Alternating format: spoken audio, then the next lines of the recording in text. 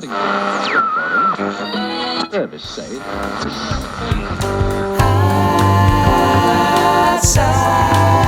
Outside the mic, outside the mic, outside the mic, outside the mic. Boom, boom. You just can't get tired of that. You can't. Wow, we can't. Can they? I don't know. I feel we hear it a lot more than the outsiders. We probably do, and we probably should be sick of it by now and have totally re-recorded a new jingle theme thing, but we haven't. But yet we still dance. We do. We have our whole intro ritual that we do Oh, yeah. where Marty has to jump up high to give me a high five because I'm so tall. Too much information, Jarrett. Just pull it back. These are top secret Reel it in. society type rituals that we do. Hey, everybody. Hey, outsiders. Welcome to Outside the Mic. I am Jarrett Weimer, I am Martin Meyer. and we banter all things music related. All matters music. We banner all manners musical, and sometimes other things that we didn't even think we were going to banner, we start bannering about. So there you go. Right. It's banter worthy You banter here on birdie. OTM. Birdie. Have you ever played that? Birdie? No. What's that called, actually? Tennis? No, there's other little rackets, and it's a birdie. You do that thing. It's Pickleball. called- Oh, man. Pickleball's a new thing. Well, not a new thing, but it's pretty popular right now. I know that's not what you're talking about. What is it? It is, and I'm feeling so stupid that right off the bat, and I used to play this as a kid, badminton, Badminton. I think is how it's spelled. Might have to look that Bad up. little mitten you. Have you never played badminton, Jared? I'm sure that I have. Here's the thing, Marty. Yeah. It wasn't until I was about 18 did I become bodily coordinated. Okay, so a lot of my childhood life I spent, yes, I might have attempted to play it, but I'm not sure if I actually played it. You know what I mean? There's a difference. 18? Well, if we're going to be honest, you have to jump up to give me a high five. I was kind of an awkward fat kid. You would have knocked me over, and I would have been out cold on the floor after I did that. Yeah. I don't believe that at all because you're a guitar player, so you were coordinated in your hands. Just that. It's you from the fingers, it stopped there, and then it just got worse as you went through down the arms. Okay. Well, while you're, echoing sentiments from the past, my computer's not finding badminton, so I have no idea. I know that's what it's called, but I think our Wi-Fi is a little slow today. Could be. But anyway, hey, you got some shout-outs, right? Outsider Spotlight? Outsider spotlight. Absolutely. So I just want to thank everybody who did a little share and like on Facebook. So I'm going to run through the list real quick. You guys were a huge help. Got great feedback, good listens off of that. Thank you, outsiders. So we've got Miss Abby, who I worked with over at the school. She did a little share. And my good childhood friend Aspen, growing up together, she's awesome. Runs a cool, what do you want to call it? Dog groomer, animal shelter, vacation place for animals up in Rapid City there. She's pretty really? cool. What's it called? Do you know? Oh, gosh. She's going to kill me because I don't. Uh-oh. I'll think about it. You might have to edit that in later. Edit that in, right? Okay. And we got my good old Jim Foley. The Slug Foley shared it. Thanks, Jim. All right, Jim. We got Mary and Rick and my wife, Easton. You guys are awesome. That was cool. Now, you did something where you... What did you do? You asked if they would share one of your posts or comment on your post, and then they got the shout-out? Yeah, well, I How did they earn realized this that I honor? hadn't really shared what we were doing personally on my personal Facebook page. So I thought, well, I'm just going to say, hey, pals, check out my podcast. And if you like it, give it a share. Would love the support. And people showed up. It was Right cool. on. Yeah. Right on. Yeah. We're pretty pleased. We don't like to talk a lot about the whole stat thing anymore because we're just happy that we have, we'll just say it's a fair amount of people that apparently want to check in every other week when we put something out. We'd like to, obviously, anybody doing something like this, you'd love to see your audience grow. And it does seem like it is, but I think we have enough of a base of kind of sort of loyal outsiders that are enjoying what we're doing, and they're glad to see that. Yeah. See, that motivates Thank you, us, all 5 of you. Yeah. What did we say last season? If we had 10, we'd keep going. Oh, shoot. We went down. Yeah, so you better knock it up to 10 at least. I did find it's badminton. There we go. I don't know why it's spelled that way because we always just called it badminton when we were kids. Min, like M-I-N? It's like bad and then minton, M-I-N-T-O-N. So if you've never played badminton, we're going to have a round of badminton this week. And then Jarrett's going to talk about his experience and how his bodily coordination worked playing badminton. We totally should, and I bet I'm going to be really bad at badminton. That'll be a mint. At least your It's breath like there's will be this good, kid so. named Mitten, and everybody's like, "You're so bad, Mitten." Right? Now I'm going to end up looking up the whole origin of that. There was a little kid named Mitten. He was a little chubby kid like I was, super uncoordinated. But you know what? He found out instead of tennis, you just put a little tail on this ball and you flick it with your tennis racket. And come on, man. I'm sorry. I don't know, but it sounds good, right? Yeah, it does. It does. But maybe that will end up being the actual accurate origin story. That would be amazing, wouldn't it? So Sounds good to me, fiction or not. yeah. Right on. Right on. You know, we had some comments, and we just want to touch on that briefly. You know, we always want to survey people and think we're going to get, you know, a lot of responses to that.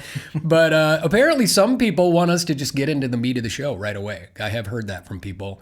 They're looking forward to whatever it is we're talking about. We call it the meat, the story, the outside the mic, whether it's, you know, one of our other segments. And then other people actually express the fact that they just want to hear us do this kind of goofy banter type stuff.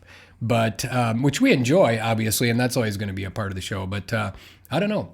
We'll have to see. I'd be curious to know how that really statistically shows up. Right. So. I agree with you, but before we get too far into that, can I've got a little... You got another? I've got... Great. Not to go against what the listeners want, but can we do a little bit of a misunderstood lyric? Oh, yeah, that's a good thing, I think, to jump into. I've got I like one that. for you. Yeah, that's some meat. That's more like an appetizer. We'll That's do right. the appetizer. Let's do it. Get us the chips and salsa first. Okay, ready? Here we go. Okay. So I heard this, and I can't take full credit for it because there was a comedian that I saw on Facebook, and I forget his name. I'll figure it out later and check back in.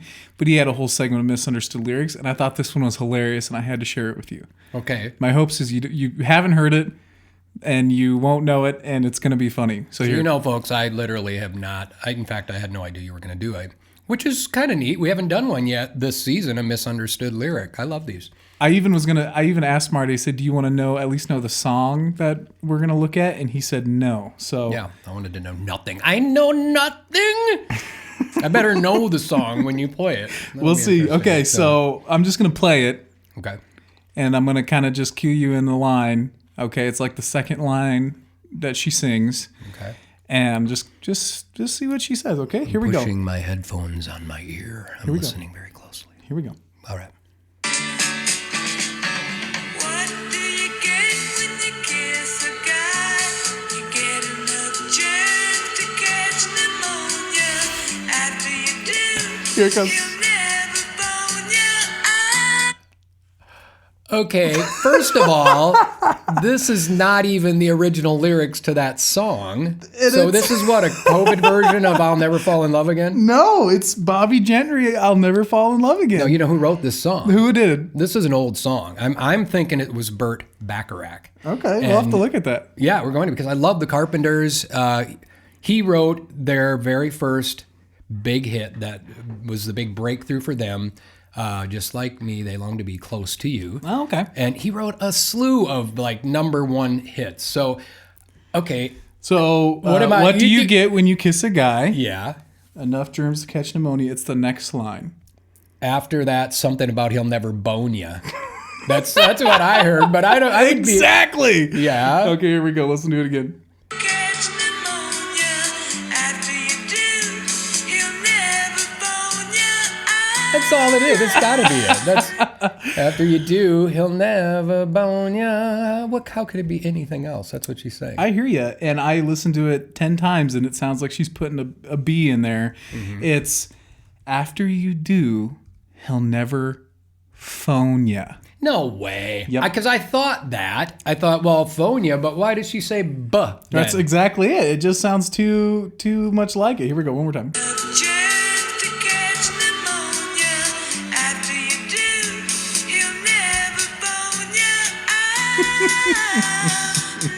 I'm still, I don't know about that. She's never gonna fall in love again. Okay, and when was the song released? When was it?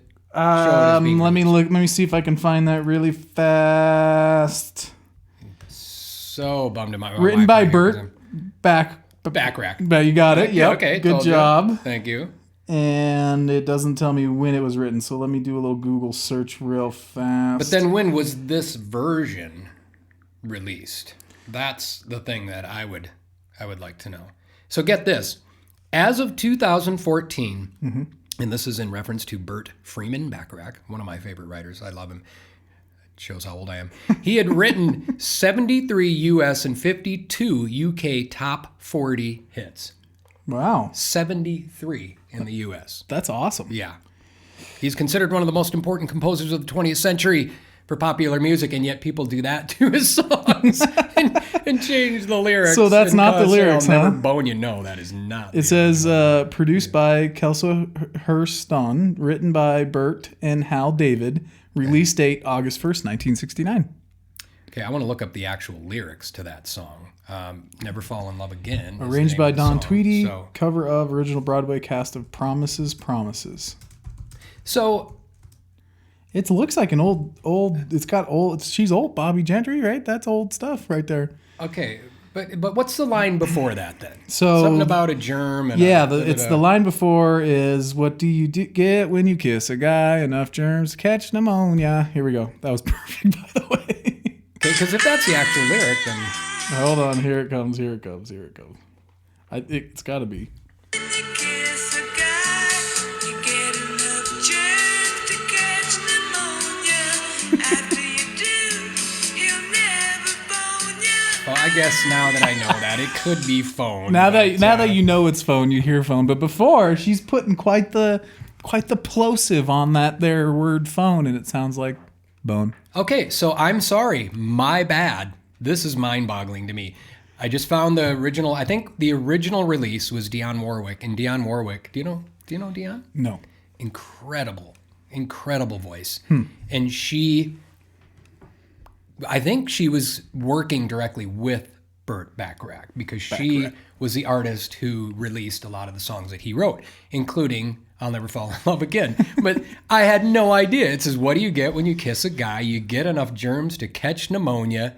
After you do, he'll never phone you. I'll never fall in love What a again. jerk. Yeah.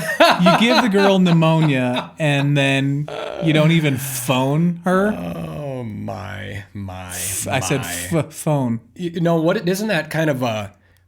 Because actually, right away, I thought, oh, this is a COVID version of that song. What do you get when you kiss a guy? You get COVID-19.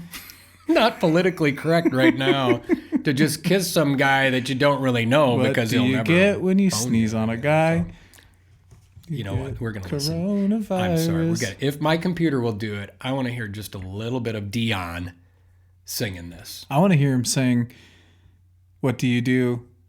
What do you get when you kiss a guy? Yeah, I don't know. Maybe there's a version like that. Maybe there's You get pneumonia. guys that... Oh, He what? says, Yeah. well, what What do you get when you kiss a girl? Is that what he says? Well, no. That if there's a guy covering Because that's it, a these little were women risque singing, back in the so 60s, isn't it? Well, I guess maybe not. It would be a little risque. I wonder if Dionne's even alive anymore. I've got to get our Wi-Fi fixed, Jarrett, so we can do these instant fact checks. This is, for some reason, is just taking a really long time. So we might have to wait till later in the show to listen to Dionne sing it, Okay. just so you can appreciate her incredible voice. Oh, it's a her? Oh, yes, it is. Here we go. I thought it was a dude. Here we go. No, Dionne. Yeah, that's right. There's guys named Dionne, but Dionne is a... I see why you got confused. Right. So, Dionne. is this the same song? What see, do you here we get go. when you This don't is- have good Wi-Fi? Fall in love, a guy with a pin to burst your love. Good voice, huh? All right. And do you know when this was released? 1969. I don't know because it's not. Well, it's not showing me on here. The one I have the no Bobby idea. Gentry one was August 1st, 1969, so I don't know. This is a 2006 remaster. So anyway, okay, I guess enough of that. Right here. Kiss a guy, There we go. Let's see how she says it. germs to catch pneumonia.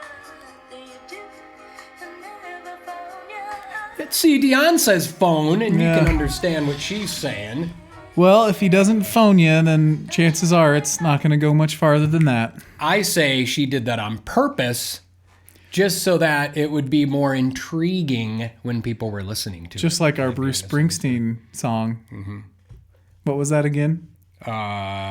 Revved up like a douche. Revved up like a douche, exactly. Revved up like a deuce a instead of a deuce. douche. I almost think they did that one on purpose too. Deuce is a engine, right? We talked about Yeah, that. it's a little Okay. car, little deuce coupe. So I'm wondering now, where did you listen to that song? Or were you really familiar with that song? Not at all. So I'm going to give the guy credit because his show was funny as heck, and I stole it, and I think he'll be fine. Peter Kay is a British comedian, and he does a whole segment called Misheard Lyrics. And so I was Oh, listening okay, that's through. right. You said that. Yeah, he had a Michael Okay. Jackson one that was super funny, Celine Dion, and then he did that one, and I thought, wow, that's funny. We'll do that. And this was Bobby Gentry? Bobby Gentry, yeah. I know Bobby Gentry. In fact, I You was know her just personally? I do. Wow. Used to hang out. We'd we'd go to the park and swing. Hey, It was, you got really cool. you outsiders want to hear something really cool that Marty isn't going to share with you right now? No. I'll share it Lord. anyways. Back when he went getting to ready for my Grove School buzzer. of Music, hold on, don't put your buzzer away. Okay. When he lived in LA, he used to hang out with none other than Miss Sheryl Crow. I did not hang out with Sheryl Crow, Jarrett. Mm. Okay, this is a new segment of our show called Let's Stretch the Truth. Well, I'm just saying I've never been in the same room as Sheryl Crow, yet you have. Okay, well, so tell the story. I will try to be as brief as possible and tell this story. I did have a neat experience that where I got to meet Sheryl Crow, but I wasn't hanging out with her.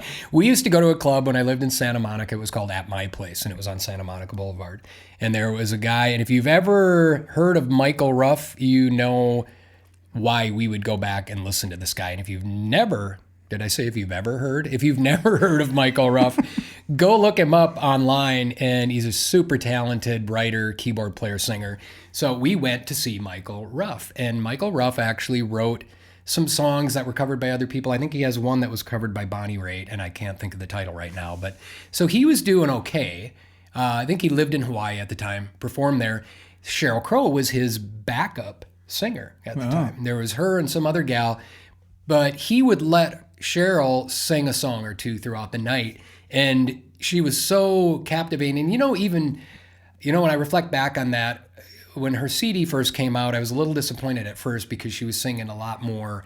It was a little bit different stylistically. She was doing this pop stuff that was a little quicker. The stuff that she sang with Michael was always really jazzy, really just smooth jazz kind of stuff, and really featured her voice.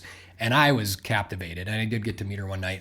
But it was interesting because literally about 2 years after we first saw her, she came out with her first album, which was a Tuesday Night Music Club, and the rest is history. About a year later, she was huge and has been huge pretty much ever since. See, and he fails to tell you that him and the guys, they all sat around. Sheryl Crow was there, and they all, they had a couple drinks, and they were hanging out at this, what's it called? At your place? At my place. At my place club. They're hanging out with Sheryl Crow at my place. That's all I the need to story, say, and I'm so. sticking to it. Yeah, I guess if I put it that way, then it could just be, I hung out with Sheryl Crow at my place. There you go. That's all I need to say. She apparently had already at that point been pretty successful as a backup vocalist in the studio and on tour. She toured with Michael Jackson, I believe, too. Isn't that crazy? So, How many stories is like that? So like Don Henley and Glenn Fry were backup to Joni Mitchell, right? Right, and Sheryl Crow, sang backup on Don Henley's album, his first solo album. Too. Really? Yeah. Jeez. It was a song, whatever, time keeps ticking, ticking, ticking away. Oh, man, that was a bad. Beautiful. I can't even remember that song, but anyway. He sang backup for who? Joni Mitchell, wasn't it? Didn't know that. Yeah, he totally did. I think that's how Don Henley and Glenn Fry met. I did not know that. Well, he didn't sing, but I think he was the drummer. Oh, get out of here with that. If I had been at the time, not to say that I'm not perfectly happy as it is anyway, but I do remember thinking, gosh, she'd be a really neat gal to date, but I never I didn't have the courage to try to pursue Sheryl Crow. She would have thought I was a stalker, probably. I don't know why. Not that I was like, creepy. I wore nice clothes. It's all about the clothes that you wore. It's all about the clothes I wore.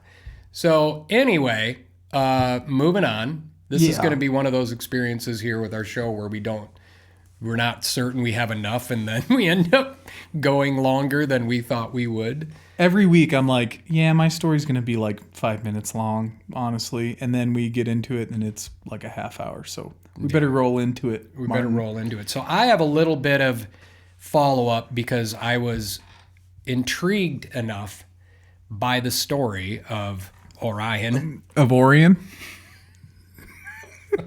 My biggest mistake thus far is calling Orion for at least half the show last week. Then I let you go. You did. Let you go on. And then you were like, how do you spell it? Well, see, Jarrett, that shows you just how much faith I have in you. I assumed that whatever you were pronouncing was the correct way to know a pronounce the dude, name and it's spelled the same way, and his name is Orion, okay? You do not. I do, and that's my story, and I'm sticking to it. Okay. It took me a while to figure out. I'm like, is he trying to say Orion? He is. He was. Hey, bud, next time, you just gotta go right out with it. Don't sit there and question. Just help me out. Help a brother out right away. Well, we're trying not to do a bunch of edits, and Jarrett actually was kind of wanting to edit at first because he felt pretty bad, but I think it's just fine. It's interesting about that, and reflecting back on, we did what we would call a mock episode before we ever released anything. And we just thought, we came in one day, we didn't have our theme, we didn't have anything. We knew it was called Outside the Mic. And we just said, let's just turn the mics on and let's just sit here and BS for a while and see how it feels and see what we come up with. Right. So I was listening to that. In fact, I've got just a brief little chunk from there. It was interesting. It was in that first episode, it was the experimenting with the Smoke on the Water theme, which we were kind of doing variations on that, which led us to our theme. Right.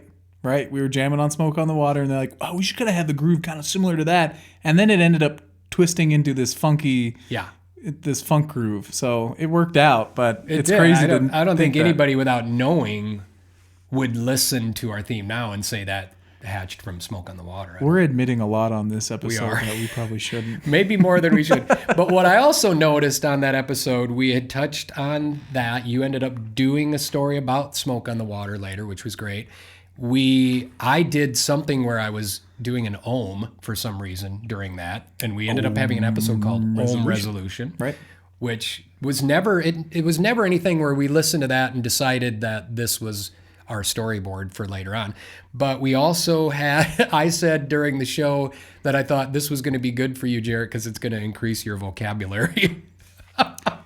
I don't even know. That was a thing before we even knew it was a thing. Yeah, I was picking on him, kind of. So yeah, that's as always. Yeah, I kind of pick on him. But here was another thing I thought was interesting, because as I move into talking about Orion, and if you heard the last episode, this had to do with an Elvis Presley doppelganger, James Hodges Ellis. But here's what Jarrett also said on the first episode. Let me hit play here. Elvis ate a lot of food. Died on the pot. He did. He died on the toilet, didn't he? He did. He actually. Well, but there's the thing where they're not sure if he's actually dead. There is that conspiracy that he was sitting in the. Late night Netflix binge, but there was this documentary and it showed where he was sitting in the doorway of the house and you could see the little silhouette of Elvis. Oh, I remember that. Another man, probably. Isn't that something? I remember that. Yeah. Okay. So how it went was like there's a big story.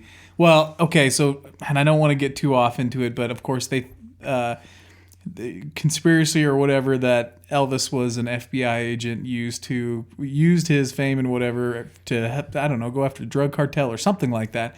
Anyway, so he got too deep into it, so they killed him off. But during the crime scene at his house, you can see the figure of a man standing in the doorway behind the screen door. And the silhouette is this big hunk with black hair, and it looks like it could be somebody that looks possibly like Elvis. This was actual footage. Actual on footage, this yeah. documentary. And that was the crime scene, do you mean though after he died or another crime scene? No, that's the one. Not necessarily a crime scene, but they were on the scene of the death. After his death. Right. Wow. Yeah. So Do you know what that was called? what's that That called? whole documentary or whatever. No, it's been too long now. I don't remember it. But it was pretty crazy. But then they also said, like, no, if they remembered right, the layout of his house, there was a chair right in front of this screen door, and so detective was sitting there the whole time. So it's probably just him stood up or whatever. Mm-hmm. Watch it, listen. I'm sure it's on Netflix still. If not, it's going to be covered, I'm sure. Anyways, it was pretty interesting, and it's like, wow. I think it's fat. Whoops. I accidentally hit record on my little voice memo there now, so we're going to have all that again. And then in 5 years, we'll listen to that. Looping back to talk about Elvis. But I thought that was because we never gave that another thought. I never did. And I don't think that's where the whole going to the story of Orion came from, was because you were thinking about our mock episode, right? No, definitely not. And I think we ended up not going with that because we didn't want to talk about the death of Elvis or something like that. We didn't want to cover that or something like that. Mm-hmm. So yeah, I wasn't even thinking about that. Kind of forgot about that. And then we also talked about Amos Lee was a Muslim and his prayer life. Wasn't super great conversation or topic for conversation anyways, but it birthed something pretty cool. We were being a little irreverent when it came to Elvis as well, which I know and I was a huge Elvis fan as a kid anyway, but we were just having fun. And I think essentially what we came away from that with is that we had enough fun doing it, and it felt like it flowed enough to where we thought we should keep going, right? Yeah. And here we are today. And thankfully it's gotten better. So it's gotten a little better. So speaking of Elvis, and speaking of our segment, your story last time on the episode, I was intrigued enough where I really wanted to take a look, and we kind of talked about some questions that we had at the time. I left it very open-ending, so it makes sense. You did, and there was, with these type of stories, it's kind of like the Edith Piaf thing. There's just so many other questions that I'm sure people listening may wonder too, and some of them may have actually researched on their own, and you might already know this. But a couple of the things, one of the first things is I was curious about how he died. Right. And the more I looked into this, and I really want to watch, there is a documentary. And it was actually released fairly recently. It was in 2015. Sweet. Yeah, and it's called, I think it's just called Orion, or The Story of Orion. I'd have to look at the trailer. I should have did better research on that. But I definitely want to watch it. And it was actually released as a full-length film, documentary about his life. It's pretty sad because, as we speculated, and it looks like to me, everything that happened that compelled and propelled him into this whole role wearing the mask was people trying to make money off of the legend of Elvis. Yeah, right. Yeah. Absolutely. Yeah. So Elvis died, and they're like, oh, think of how much money Elvis made and how many fans he has. What can we do?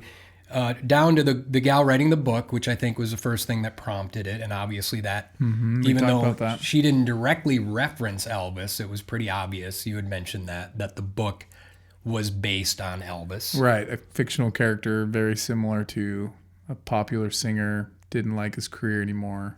Yeah. Killed him off. Yeah. So that he didn't have to deal with all the fame. And he was called Orion. Right, Orion. Orion, yeah. Orion, just kidding. I don't want to get anybody confused. It's Orion. He was called Orion. It says here, just for the heading for the documentary, it says he sounded like Elvis, swiveled his hips like the superstar, and spent his stage life behind a mask. Tragedy of doppelganger singer who sparked speculation he was the real king is revealed in the new documentary. So I'm dying to see this documentary. And basically, he was forced to wear this mask. I think it was because of his deal with the record company. Sure. Old Sheldon. Good old worm Sheldon. Yeah, Sheldon Singleton. Was it Sheldon? Is it? Shelley. Or is it, somebody Singleton. Shelley the worm Singleton. Yeah, Shelley the worm. We'll just call him that right now. Right. So he was the one who, after being inspired by seeing this book, decided they were going to do this. And even down to, you can't... some of the responsibility lies with good old Jimmy, too, James Hodges Ellis. Yeah, at first I had the thought of, oh, poor guy, he got stuck into this. Mm-hmm. But then you even played a clip of an interview with him. He was playing it up big time that he doesn't take the mask off and, that he's Elvis or whatever. It's like, come on. Yeah, You're not innocent. What a weird existence. And the sad part is his life came to an end tragically, too. He had a pawn shop. And so in 1998, some dude broke in, actually didn't break in. He came in, according to the testimony of one of the gals who was a witness who didn't die, said he came in looking for wedding rings, and he came back. He said he would come back later. He needed to get some money. And then he came and walked in with a sawed-off shotgun. He shot Ellis. Yeah, shot his ex-wife, who was working for him in the pawn shop at the time. And he ended up shooting at this other gal, but she basically played dead and, went down to the floor. And then she testified, and this was all on video too. So what a sad thing. He wasn't that old. He was only like 53 years old at the time. So here's a guy originally started off his career, just wanted to be himself, James Hodges Ellis, has a name Ellis, which if you change one letter is Elvis. Right there. He was doomed from the start, doomed. man. Yeah, he was totally doomed. And I did want to just play a real quick little taste of his song. This is his song before he was trying to do the Elvis thing, but you can just hear his voice here too. And you probably listen to this when you're doing it, but we'll play just a little bit of this. There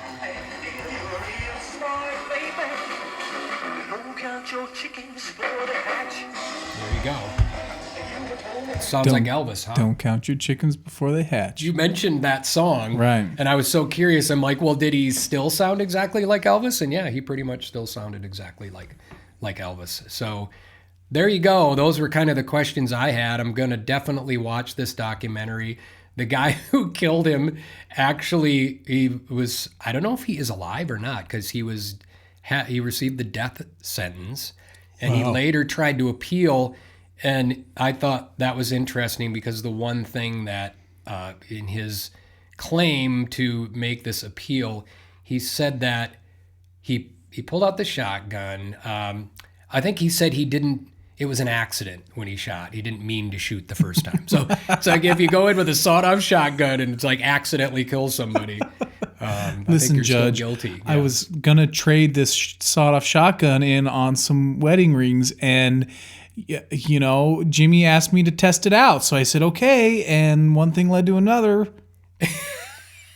And then I thought, okay, I shot Jimmy, but, maybe it's defective. And then I shot his ex-wife. So it's an accident, Your Honor, I promise. He said the first shot was fired accidentally, and what about the second and the third shot too? He's like, whoa, that was weird. That was weird, man. You might want to tighten this trigger up when you go to, Jeffrey Lee, that was his name, and fortunately he didn't become too famous for killing Elvis's doppelganger. But we will probably, not to extend that too much, but we will probably discuss it just a little bit. Watch the, you know what, you go into your story, and I am going to look up the title of the documentary just so outsiders know if they want to watch it too, because I think it would be, if you're interested in Elvis and this whole story, I bet the documentary is pretty interesting. I bet. We should watch it. We should. We'll watch that together. Okay, so while you're looking for that, I'm going to dive into the story for today. Awesome. Totally switching eras, genres, you got it. We're switching it. So right on. Today I thought it would be cool to talk about something cool that kind of happened in punk history that I didn't really know about, and it was a huge success. And punk history. Punk rock we're talking about today. Gotcha. So I want to talk about Green Day's 7th studio album, American Idiot. And some of its success, but ultimately how it was titled the punk rock opera, and how far they took that. Okay. I'm going to dive into it. So a little backstory on Green Day, for those who maybe haven't heard of them yet. That was kind of big as I was growing up. Green Day was late 90s, early 2000s. Little backstory. Green Day was is an American punk rock band formed by singer and guitarist Billy Joe Armstrong and bassist Mike Dirnt. Green Day started in the East Bay of California in 1987 and has for the most part remained a trio with... East Bay? Yeah, the East Bay of California. Which is where? I have no idea. Okay. It's capitalized, so I'm wondering if there's a place called East Bay. I should know. I mean, you lived in Southern California, but I always think of the Bay City as being San Francisco.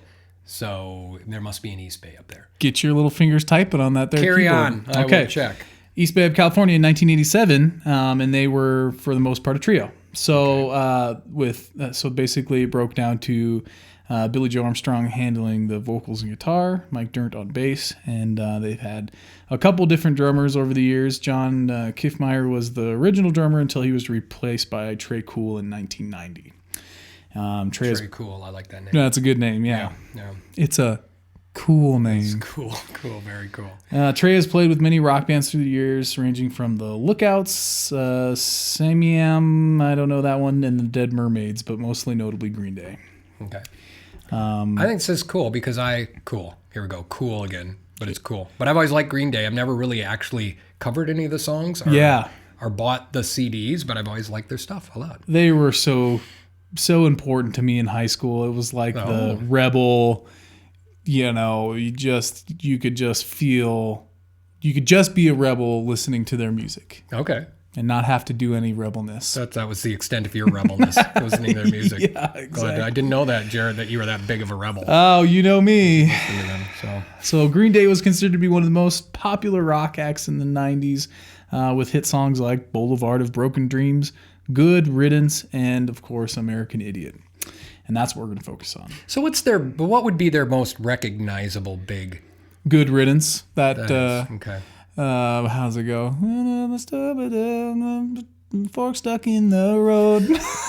We're doing Time pass you by, directs you where to go. Okay. I kind of recognize that a little more than the one I tried, the rendition I tried earlier. It's hard to believe we're musicians, huh, folks? Right. Well, you can't go from spoken word to singing like that. It's a little harder. I'm just kidding. It is. Totally BS. And speaking of that, we're going to start having our instruments in here very soon. And we still are really getting fixed up to start doing YouTube stuff. So eventually that's going to happen. We totally should, because that might be easier for us to be able to translate the songs if we're just like, okay, hold on, I'm going to play that. You know what I mean? Yeah. Oh, who needs a guitar when you can sound like that? Whatever. So here we go. American Idiot. So the album American Idiot was a unique turning point in Green Day's career, because much of their success had peaked by this point, and we're no longer in the head bashing 90s, but now we were in the early 2000s, and things were pretty different. Never heard it referred to that, but it's good. The head bashing 90s. Head bashing 90s. But there was a lot of it that emerged during that time, right? Yeah, I would say the 90s was a great time for rock music, and especially for political rebellious music as well. Okay. I think so, especially not that was when punk, because I do recall punk being on the scene obviously early in that, but maybe they added that more little bit heavier metal edge even to Sure. it. Oh yeah. Probably where classic rock and punk kind of met. Yeah. At the head was probably in the 90s, and it just made for a really sweet sound. Yeah. We can speculate whatever we want. That's right. Nobody's going to disagree. I don't know. So in the early 2000s, music is changing. A lot is happening in the world. We'll get in a lot of the political stuff that was going on later. As far as Green Day's career and their outlook, they had released their album. It was their sixth album, I believe, called Warning in 2000. Okay. And it tanked in sales. So I'm like, okay, what does tanked mean for a big band like that? Yeah, there's always an interesting take on that. Right. It's like with Chris Gaines, it's like, what does that actually mean? Yeah, yet so many millions of people know about it. And I mean, Garth definitely has gained success off of it. But to put it in perspective, their best-selling album, Dookie, sold 8 million American and 20 million worldwide. Okay. Warning only sold 1.2 million copies in America, and worldwide it sold 3.5. So in comparison, a little lower, but I'd love to sell 1 million units of whatever I'm putting out. Yeah, it all relates to what you're where you're at, obviously, in your album sales already. So that would be tanked by comparison. And that's why they were saying at that point they had peaked. The sales just weren't too bad. weren't what they were. So too bad they only sold 1.5 million. Yeah, I mean, hey, I wouldn't. It's all good. Anyways, so moving on, the early 2000s, despair that Green Day had found themselves. They were dealing with relationship issues. The relationship started to dwindle, and due to the personal issues between the three, Armstrong, Dirt, and Trey. According to Dern, in what the article that I read, he said the band was argumentative. Okay. I can't say that 5 times fast. That's good. Argumentative. Thank you. And miserable. So it was just an awful time to be a part of this band, and they didn't have the camaraderie that they did, and it needed to shift directions. So they attempted to release a greatest hits album called International Super Hits, but left them feeling it was an invitation to a midlife crisis. Oh, okay. I guess that's a good way to put that. Yeah. Their disagreements stemmed from Armstrong being too controlling and placing too much judgment and criticism on creative ideas from Mike and Trey. So Isn't that just the band thing? It's always it's not always one but dude. a lot of times. Yeah, wish we could all live in perfect harmony.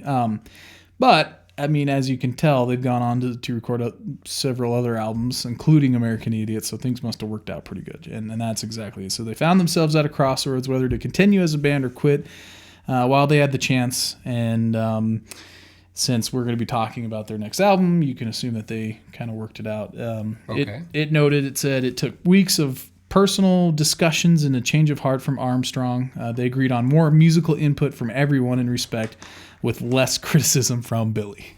Oh, well, there you go. They were able to use a little bit of diplomacy and come to a conclusion. And I mean, for somebody, and I'm not saying that Billy Joe Armstrong has an ego, but when you have an ego, I'm sure it's hard to be able to put that aside and say, okay, for the better good of things, I want to move forward and positive, whatever that looks like. Billy Joe, yeah, he's got a big ego. Yeah, I watched him at an iHeartRadio concert. You did? Okay. I didn't, not live, not personally, but online, and in the videos all over the place. And he's getting mad. So they were in the middle of a song, and he stops him and he says, he's cussing, and he's like, "You're gonna give me 1 minute. I've been around since 1989, and you're gonna give me 1 more minute to play. I'll show you what 1 minute looks like." And he starts smashing his guitar. Wow. So he's kind of a straight shooter, I guess, if you want to say. A little bit extroverted. Yeah. That's good. That's what it takes sometimes. Yeah. To be a leader and to be into the music industry because it's so cutthroat. Yeah. I don't know if I've got it. So, No, I don't have it now. I'm probably never gonna. yeah. That pushed them on to spending 2002 recording new material that was described as, you'll like this, described as polka songs and filthy versions of Christmas tunes and even salsa numbers. Filthy versions of Christmas tunes. Right. That was the next album? That's what they were in the works for. Okay. Okay. Trying to do in the hopes this would spark something new in their music, going bizarre with this. It's totally, I mean, I'm sure it had the punk feel to it, but it definitely wasn't anything that they had written before. Okay. They were trying something new. So they had completed 20 songs and nearing completion of their 2002 album, which would have been entitled Cigarettes and Valentines. But they were hit with yet another spell of misery. Someone had stolen the master tapes of this. Yeah. So this led to the band's decision to scrap the project and start over. Wow.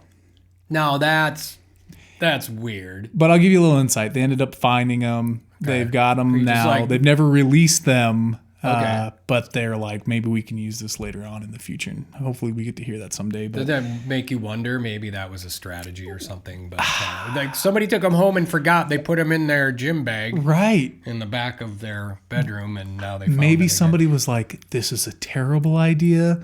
This is going to go south. Yeah, we don't want to do this. We're just going to make it disappear. And this was what year? Again. 2002. So this was back when you still had reel-to-reel. This wasn't digital. Yeah, I mean, so we're right. Physical tapes that they stole. Right, we're on the here's where we're at in 2002. So tapes are the old thing. CDs are really cool, but they're just coming out with. Do you remember Napster? Oh yeah. Where you could get on and you could download tons of music for free. Yeah. But I'm talking the actual studio masters, which is what they're referring to. Yeah, which would be reel to reel. Still at that point, I don't think things had gone Had they? It probably Because around the if they verge. said the master tapes, and it could have been okay. It could That's have what been it said. DAT tapes or something like that. Yeah. Anyway, that's a technicality, but I'm just curious how or what physically disappeared. So Yeah, and I mean, in the world of digital, you never have the idea of masters is just anything that's coming out of the master project. Yeah. You know, that's the master take, anyways. right. So this is where we're first introduced with American Idiot, the album. Their producer, Rob Cavallo, asked them if what was lost was truly their best work. And Armstrong recalls that they couldn't honestly look at themselves and say, this was the best thing we've ever done. Okay. So I think that's part of a producer's job, is to engage with your artists and your musicians that are coming in and get the best you can get out of them. Yeah. When you're responsible for the next big thing with them, I'm sure it takes a lot of pull from someone like that. So No, I think that's a good way to.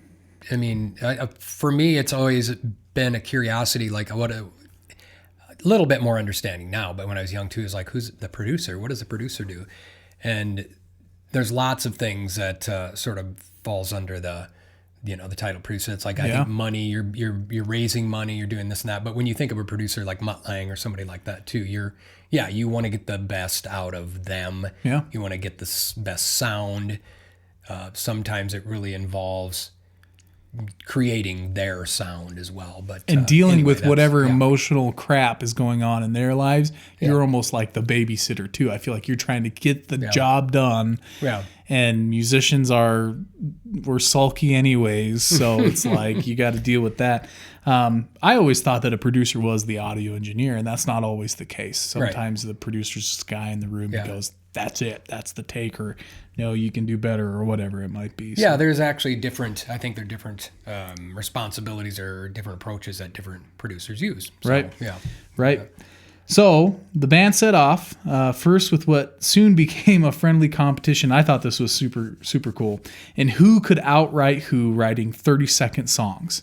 Okay. And then they would take each 30-second bits and try to piece them together to complete a full-length song. So they'd write catchy 30-second stuff, and then whatever was the best of the best, they would fit it together, and that would be the full-length song. So that's kind of a cool writing technique, I guess. Yeah, I like that. And one thing I want to note before going any farther, because this is going to kind of segue into what's to come with American Idiot, is Billy Joe Armstrong. He was typically the guy that would write a lot of the lyrics for the songs. And someone had noted, and I couldn't figure out, I didn't get a name, but they noticed that in the last album, that the one that tanked, let me look at that, was called Warning. They noticed his writing style changed from just singing songs from personal perspective to then creating storylines and creating fictional characters, and which is super cool, which is going to lead us into a lot of what American Idiot is all about. Cool. So they would take these 30-second bits, put them together, full-length songs. It took the band 10 months and countless nights of partying, and $650,000 to complete this project. Countless nights of partying. They said Billy would have to schedule his sessions in the studio in between his hangover. Oh man, his hangover days. So that's how bad it was. That takes a toll on the body. Yeah, I mean, I don't know, man. It's a crazy life rock stars live. Yeah. Armstrong is noted for saying around the completion of the album of, I feel like I'm on the cusp of something with this. I really feel like we're really peaking right now. That's good. So that's more of what the producer wanted to hear out of him, I'm guessing, at that point. Right. So I would like to take a little break from the storyline and just talk about the album for a second. If you can remember, the early 2000s, like what we were talking about before, were kind of a crazy time. And much of the album was written about political events that were happening. American Idiot, the song off the album, was inspired by events like the presidency of George W. Bush, 9/11, and also the war in Iraq. And in the song American Idiot is very much politically driven. It's rebellious in every aspect. So just some of the words I'm going to read here, some of the Good, 'cause lyrics. I was just curious about that. Actually. Yeah, first line out of it is, don't want to be an American idiot, don't want a nation under the new mania. And then, excuse my French here, it says, and can you hear the sound of hysteria, the subliminal mind, fuck America. Oh. Yeah, so they're just hitting them right, which they were mad. They were mad with what was going on in the world, and in my opinion, they had much to be upset about, which is really cool. Welcome to a new kind of tension all across the alien nation where everything isn't meant to be okay. Television dreams of tomorrow. We're not the ones who are meant to follow, for that's enough to argue. Well, maybe I'm not going to read that part. I'm not a part of a redneck agenda. So, I mean, they're just hitting it, man, hitting it hard. And this was typical for punk rock, but in the early 2000s, we had a lot of butterfly pop music happening.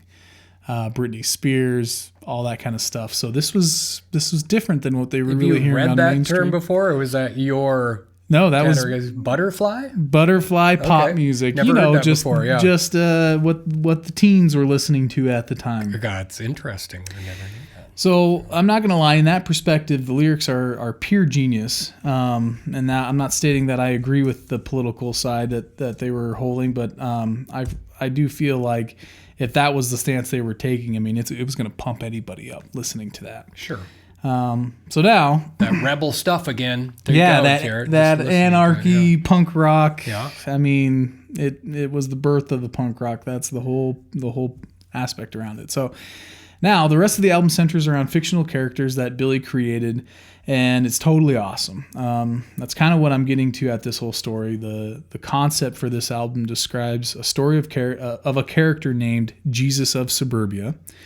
And that's the story's anti-hero. Okay. And I had to look up what an anti-hero, I don't know how you want to say it, what the definition was, and it's pretty cool. So it's a central character in a story, movie, or drama who lacks conventional heroic attributes. So ends up doing the right thing, but definitely takes the wrong path to get there. Okay. That's my understanding of it. Okay. So they present other characters throughout the album, like Saint Jimmy, who is a punk rock freedom fighter. And then there is What's Her Name, who is like Mother Revolution figure. And What's Her Name is the nemesis of Saint Jimmy. And the whole album has like a rage versus love vibe. And so the main character, Jesus of Suburbia, is torn on which character he's going to choose to follow. Either Saint Jimmy, the rebellious anarchist, or What's Her Name, who is like the Lady Liberty, following your beliefs and ethics. So who's turning this into this? Billy. These are the characters that Billy is putting into these, and you listen to the songs, and it's not like there's not like a narrative going on, but these characters are mentioned in these songs, and it's pretty cool how they... It wasn't like the intent from the get-go to create this theme throughout the whole album, or was it? I'm guessing it was. I'm guessing they took this whole, they wanted to create this whole storyline, and it's really fun. So the main character, Jesus of Suburbia, he's got to choose which. It's almost like that angel and devil on the shoulder situation. He's got to choose who he's going to follow. Of course, he ends up following What's Her Name, because she's the morally right character out of all of this. What's her name? Yeah. Well, and we'll get to why we call her What's Her Name. Got it. So Jesus Suburbia chooses to follow What's Her Name. This results in Saint Jimmy, the anarchist, committing suicide. And I read in a strange way, it's a facet or personality of Jesus of Suburbia. So it's like a characteristic or like a self-persona of a side of him. Like there's a side of him that's the anarchist, but there's a side of him that wants to follow the rules and follow and be a good boy. Mm-hmm. At the end of the album, Jesus of Suburbia loses connection with What's Her Name, which is why he can't remember her name. Oh, so then we're presented with, it's a reflection of these characters, of Jesus of Suburbia's telling the story, reflecting on that. Got it. So I don't know about you, but I never put that much time and effort into writing a group of songs so that they correlate like that. That's like pretty huge. That's cool. Yeah, and especially like I say, I was thinking it was more of something like you see what happened with ABBA, and they did the musical, and that was kind of taking all of these songs and weaving it together in a story. But if he actually did it from the get-go, that makes more sense. Well, I'm glad that you said musical, Marty. Okay. So the album was a huge success. It sold 16 million worldwide. They had won a Grammy for it for, I think it was the best rock album of the year. Oh wow. Record of the year in 2006. Right. And this would have been the next release after the album that tanked. So they came back big time. They did everything right. They came back stronger and better, and it's turned out to be their best-selling album of all time, American Idiot. Yeah. Okay. So, like you said, musical. This is kind of what I was getting to. The album was developed into a musical. You were getting somewhere. Okay. I was. It first debuted at the Berkeley Repertory Theater in 2009, and it quickly became the top-grossing show in the theater's history. The cast included John Gallagher Jr., who played Johnny, and Johnny is a character developed from Jesus of Suburbia. Okay. That's the main character. And then they added some other characters. Changed him to Johnny. Okay. Johnny. And instead of, they can't call him Jesus, got to call him Johnny. Yeah, okay. And so Matt Kaplan and Michael Esper as Toonie and Will, which are friends of Johnny, and then Rebecca Naomi Jones, who I don't know any of these guys are, as what's her name. And it really launched the career for these guys. So it went from being playing in. I don't know who they are, but it went from being played in these small theaters, and it was the top grossing show, like I said, for this specific Berkeley theater. It then went into a Broadway musical where it was housed at the St. James Theater on Broadway. Broadway or off Broadway? On Broadway, right on Broadway. There is a difference, right? It was literally on Broadway Street is St. James Theater, so I'm guessing it was on Broadway, right? Is that the difference? I don't know. I'm not sure. I'm not a theater guy. Okay. Well, they were physically on Broadway, Marty. Okay. Yeah. Okay. We will clarify what that means if you're off Broadway versus Broadway. So, as a promotion for the show, the cast did a performance during the Grammys in 2010 alongside Green Day. Green Day had written all of the music for the Broadway show. Okay. So, not only are they based off of the songs that are on the actual American Idiot album, everything else that you hear Green Day helped write. What was cool is occasionally Billy Joe Armstrong would play the role of St. Jimmy.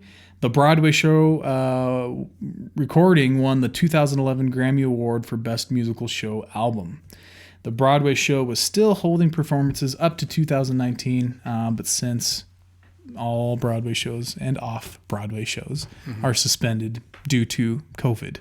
Oh, and it was still currently It was current up to 2019, and then I tried to find if they were still showing it, and it said, I think it was like September is when they're going to try to resume all Broadway shows. So they used the music from the album. Right. But since it was other people singing it in the musical version as well, they also recorded a soundtrack that they released for that. And then that won a 2011 Grammy for Best Musical Show Album. Got it. Gee, we have a couple things to watch now. We've got the documentary, which I did find the name of it too. It's called Orion, the Man Who Would Be King. Sweet. And that was released in 2015. And then this is called American Idiot, the Broadway show. Idiot, the Broadway. Yeah. Okay. Cool. Very cool. And is there a filmed version of it? I don't think so. I'm sure you can watch a live performance of the Broadway show. Might be on YouTube or whatever. Yeah, I'm sure you can. I'm sure somewhere there is, but I just think it's so super cool. I mean, I can understand a little bit ABBA developing out of that, but out of a genre like punk rock, writing like a total storyline, it just seems like a very creative thing to do, especially in that genre, to come up with this storyline that's later transformed into a Broadway show. It's like, that's just usually not the rockers' way, Well, and to see that it was that successful where it continued to play, and I think that's sort of a changing element of Broadway a little bit. Right. You're looking at a younger generations infusing, what they know into Broadway. Into Broadway, yeah, exactly. Yeah. I can't speak a lot for Broadway. I've seen a couple shows. I've seen Wicked. I loved Wicked, and I'd love to see American Idiot. But I don't know a lot of the history and stuff around it. But I think this was probably a cool turning point in history to take something that was written from this punk rock album, turn it into a storyline to follow on Broadway. Oh, yeah. So, and Hamilton, which is huge. Oh, yeah. Huge. And that, I believe, if, I may be wrong, there's probably other ones, but as far as being as big as that was, it used stylistically elements of rap music and, I think you're right. I think, and all that. So, it's changing, which is cool. Things evolve. It's not just the old traditional Broadway musical that we might have known growing up, or at least I knew growing up. So. And it's probably, if you were a grunge follower, punk kid, and you loved Green Day, and then you were like, oh, they made a Green Day Broadway show. Yeah. You're more likely to go see it. So it's probably just opening kids and the youth up to this. Yeah. Maybe they would have never explored if their genre never crossed into it. It's a good way to look at it, too. It's exposing it to more generations, more,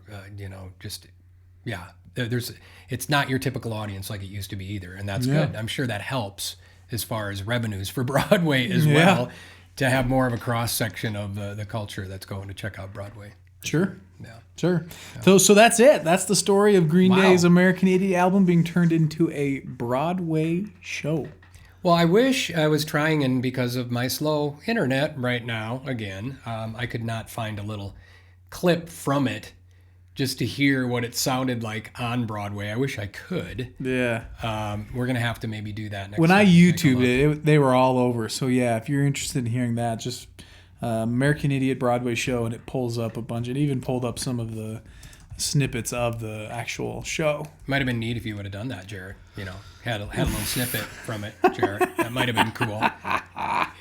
Here we go. American Idiot, Los Angeles. Well, this says full show. But I'm just going to do a American Idiot Broadway preview.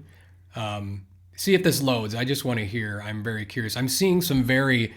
So they were just showing a clip of some scenes that look a little intense, too. Really? Yeah. Like, it's not rated PG, I think. It might be rated... Well, it's rated at least PG-13. It's not rated G. We'll put it that way. Here we go. Okay. So just showing clips from the show, scantily clad women and some extracurricular activities here. Okay, there's your line right there. So, it's a little bit of a tamer version, just slightly, than theirs. But this reminds me of my daughter Isabel. As you know, we went to Spain and we watched. They did Heathers. And have you ever seen the movie Heathers? No, It's some fairly intense subject matter that they're dealing with. And I never saw the actual Broadway version. I got to see them present it, and it was fascinating. It was really fascinating. Yeah. But it was the same thing. We got our little guy with us who's 9, and we're kind of thinking, are we going to have to cover his ears up here or there, or his eyes? And there was a little bit of intensity, but I think because it was so wrapped up in all of this performance and music and spectacle, that it was fine. It was almost like educational for him. Right. The arts. Yeah. Right. Yeah. That's exactly. cool. Exactly. So I want to see this now. Yeah, my wife loves musicals, and I want to take her to a Broadway show so bad. Of course, we're going to have to wait because they're not showing anything like that, but this might be a fun one to go see. Yeah. There you go. And here's the full version is on YouTube. Yeah, I'll have to check that out. Say that. We'll have to check that out after we watch Orion, the man who would be king. The Presley Doppelganger, coming 2020. I like that we called it in our description the Elvis Doppelganger, and we used that, and then that's what he was, right? Yeah, that's what they said here. They called him the Doppelganger again here, and it's such a fun word anyway. Doppelganger. Anytime that you can say doppelganger and use it in a sentence, you're having a good day. Right. That and other words coming to you by Outside the Mic. Right. There you go. Right. Well, you have been listening to Outside the Mic. Again, I'm Jarrett Weimer. And I'm Martin Meyer. Tune in next time to Outside the Mic every other Monday. And we will once again banter all matters musical. And check out Outside the Mic at OutsideTheMic.com and all podcast streaming platforms. Thanks for listening again, Outsiders. We appreciate it. Thank you. Outside.